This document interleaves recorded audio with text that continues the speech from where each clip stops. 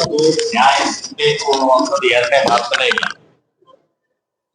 ಅದಕ್ಕೆ ಸಮಗ್ರವಾಗಿ ತನಿಖೆ ಆಗಬೇಕು, ಅದಕ್ಕೆ ಸಂಬಂಧಪಟ್ಟಂತ ಆಗಬೇಕು. ಆದ್ರೆ ಅದು ಬಿಟ್ಟು ಇವತ್ತು ಆಗ್ತಾ ಇರುವಂತಹ ಬೆಳವಣಿಗೆ ಏನಿದೆ, ಇದೊಂದು ವ್ಯವಸ್ಥಿತ ಅಂತಾರಾಷ್ಟ್ರೀಯ ಹಿಂದುತ್ವ ದೇವಸ್ಥಾನ ಮತ್ತು ನಮ್ಮೆಲ್ಲ ಭಾವನೆಗಳಿಗೆ ಧಕ್ಕೆ ತರುವಂತ ವ್ಯವಸ್ಥಿತ ಷಡ್ಯಂತ್ರ.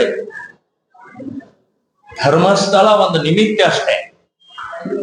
ಧರ್ಮಸ್ಥಳದ ಹೆಗಲ ಮೇಲೆ ಬಂದೂಕಿಟ್ಟು ಹಿಂದುತ್ವ ದೇವಸ್ಥಾನ ಭಕ್ತಿ ಭಾವನೆಗಳಿಗೆ ಅವರು ಗುಂಡು ಹೊಡೆಯೋದಿದೆ ಮತ್ತು ಅವರು ಯಶಸ್ವಿ ಆಗಿದ್ದಾರೆ. ಕಳೆದ 4 ತಿಂಗಳಿಂದ ಇಡೀ ರಾಜ್ಯದಲ್ಲಿ ಅಷ್ಟೇ ಅಲ್ಲ, ಕೇರಳ, ತಮಿಳುನಾಡು ಮತ್ತು ಇಡೀ ದೇಶದ ಎಲ್ಲಾ ಚಾನೆಲ್ಗಳಲ್ಲಿ ಇದು ನ್ಯೂಸ್ ಆಗಿದೆ, ಚರ್ಚೆ ಆಗ್ತಾ ಇದೆ. ಅಂಥ ಬಹಳ ದೊಡ್ಡ ಅನಾಹುತ ಆಗಿದೆ ಅಂತನ್ನೋದಕ್ಕೆ ಆಯ್ತು. ಇಷ್ಟು SIT ರಚನೆ ಆಯ್ತು, ಸಾಕಷ್ಟು ಕಡೆ 13-14 ಕಡೆಗೆ ಆಗೋದ್ರು ಒಂದೇ ಒಂದು ಕಡೆಗೆ ಯಾವುದೇ ರೀತಿಯ ಪ್ರೂಫ್ ಸಿಗಲಿಲ್ಲ, ಆಧಾರ ಸಿಗಲಿಲ್ಲ. ಸೊ ಅವರಿಗೆ ಇನ್ನೂ ಎಳಿಬೇಕಾಗಿದೆ,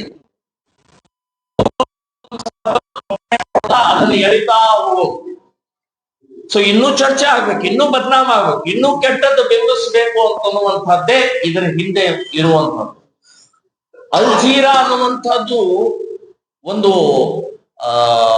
ಮುಸ್ಲಿಂ ಅವರು ಅದನ್ನ ಹೇಳ್ತಾರೆ. ಪಾಕಿಸ್ತಾನದ ಒಬ್ಬ ಸೈನ್ಯಾಧಿಕಾರಿ ಹೇಳ್ತಾನೆ, BBC ಹೇಳುತ್ತೆ, ಕೇರಳದ MP ಹೇಳ್ತಾನೆ. ಏನ್ ಅರ್ಥ ಇದು? ಅವ್ರಿಗೇನ್ ಸಂಬಂಧ?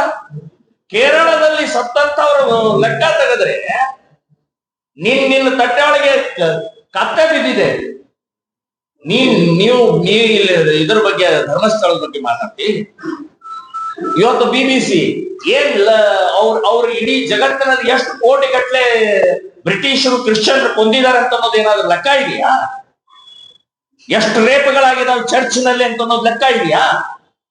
ಮಸೀದಿ ಮದರ್ಸಾಗಳಲ್ಲಿ ಎಷ್ಟು ರೀತಿಯ ಕೊಲೆಗಳಾಗಿದಾವೆ ಅಂತ ಅನ್ನೋದು ಲೆಕ್ಕ ಕೊಡ್ಬೇಕಾ? ಈ ಸಮೀರ್ ಅನ್ನುವಂತ ವ್ಯಕ್ತಿ ಇವತ್ತು SIT ನೇಮಕ ಮಾಡಿದ್ರು. ಈ SIT ಯ ತನಿಖೆ ಹೇಗೆ ಹೊರಟಿದೆ ನೋಡಿ. ಇದ್ರ ಹಿಂದೆ ಕಾಂಗ್ರೆಸ್ ಸರ್ಕಾರ ಕೂಡ ಇದೆ. ಕಾಂಗ್ರೆಸ್ ಸರ್ಕಾರದ ಮಾನ್ಯ ಮುಖ್ಯಮಂತ್ರಿಗಳು ಕೂಡ ಇದರ ಹಿಂದೆ ಇದ್ದಾರೆ. ಅವರ ಜೊತೆಗೆ ಇರುವಂತವರೆಲ್ಲ ಲೆಫ್ಟಿಸ್ಟು, ನಾಸ್ತಿಕವಾದಿಗಳು, ಕಮ್ಯುನಿಸ್ಟ್ ತುಂಬಿಕೊಂಡು ಅವ್ರ ತಲೆಯೊಳಗೆ ತುಂಬಿಕೊಂಡು SIT ರಚನೆ ಮಾಡಿದ್ರು. ನಾನು ಹೇಳಿದೆ, SIT ರಚನೆನೇ ಮಾಡೋದಾದ್ರೆ ಮಹಿಳೆ ಬಗ್ಗೆ ನಿಮ್ಗೆ ಕಳಕಳಿನೇ ಇದ್ರೆ ಇಡೀ ರಾಜ್ಯದಲ್ಲಿ 927 ಅಪ್ರಾಪ್ತ ಹುಡುಗಿಯರ ಮೇಲೆ ರೇಪ್ ಆಗಿದೆ, ಇನ್ನೂವರೆಗೆ ಯಾವುದೇ ನ್ಯಾಯ ಸಿಕ್ಕಿಲ್ಲ. ಇದನ್ನ SIT ನೇಮಿಸಿ ನೋಡೋಣ.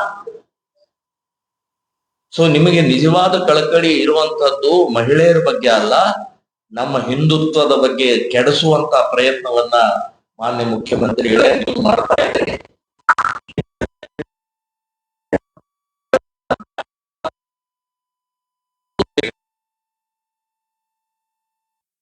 ಅವುಗಳ ಬಗ್ಗೆ ಒಂದ್ಸಲ SIT ನೇಮ್ಸ್ ಬಹಿರಂಗ ತಗೊಂಡ್ಬಂದು ನೋಡೋಣ, ಅವ್ರಿಗೆ ಶಿಕ್ಷೆ ಕೊಡಿಸಿ ನೋಡೋಣ.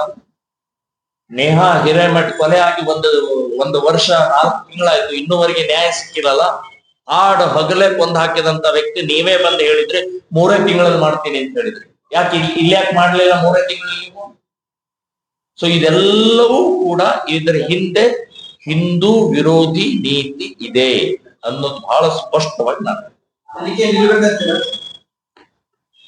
ಅದು ತನಿಖೆ ಮುಂದುವರಿಸ್ಲಿ. ನಮ್ದು ತನಿಖೆದ ಏನಿಲ್ಲ. ನಾನು ಹೇಳೋ ತನಿಖೆ ಮಾಡ್ತಾ ಈಗ 4 ಜನ ಪೊಲೀಸ್ ಅಧಿಕಾರಿಗಳನ್ನ ನೇಮಿಸೋದು ಯಾತಕ್ರಿ? ಏನ್ ಅಲ್ಲಿ ಪೊಲೀಸ್ ಆಫೀಸರ್ಗಳು SP ಅಲ್ಲಿ ಸಮರ್ಥ SP ಇದ್ದಂತ ಸಮಯದಲ್ಲಿ ಇದನ್ನ ತನಿಖೆ ಮಾಡಿ ಅಂತ ಹೇಳಿದ್ರೆ ಆಗ್ತಿತ್ತಲ್ಲ. ಇಷ್ಟು ಮಹತ್ವ ಕೂಡ ಅವಶ್ಯಕತೆ ಏನಿದೆ?